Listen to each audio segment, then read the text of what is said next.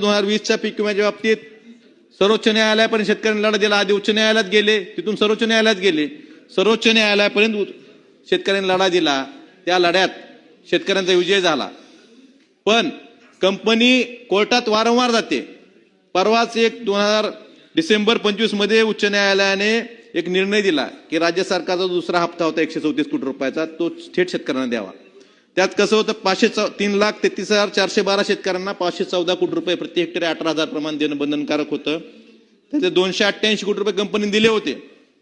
उर्वरित 225 कोटीसाठी राज्य सरकारचा हप्ता थेट शेतकऱ्यांना द्या म्हणून उच्च न्यायालयाने सांगितलं.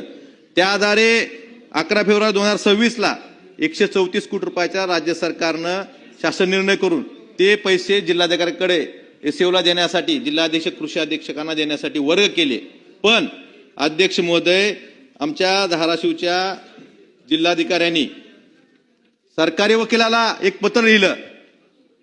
काय लिहिलं की हे पैसे आलेले आहेत, हे आम्ही वाटावे का नाही, कारण कंपनी सर्वोच्च न्यायालयात गेली होती. मग सर्वोच्च न्यायालयाचा कुठलाही स्टे नसताना, कसलीही स्थगिती नसताना सरकारी वकील, केंद्र सरकारचे जे आपल्या राज्य सरकारचे जे वकील सर्वोच्च न्यायालयात आहेत, त्यांनी सांगितलं की तुम्ही पैसे वाटू नका. का वाटू नका? उच्च न्यायालयानं, सर्वोच्च न्यायालयाने सांगून सुद्धा वकील सांगतायत एक रीट दाखल आहे, रीट मध्ये स्टे आहे का? नाही. मग शेतकऱ्यांचे पैसे ह्या जिल्हाधिकाऱ्यांनी आणि वकिलांनी का थांबवले? त्यांना माहित आहे का की सर्वोच्च न्यायालय स्थगित देणार आहे? एक लढा 5-5, 6-6 वर्ष लढायचा का शेतकऱ्यांनी? त्यामुळं हे पैसे, माझे कृषी मंत्री या ठिकाणी नाहीत, पण त्यांना विनंती आहे की हे जे पैसे उच्च न्यायालयाच्या आदेशानुसार तुम्ही वर्ग केलेले आहेत, हे तात्काळ शेतकऱ्यांना वाटप करण्याचे तुम्ही आदेशित करावे.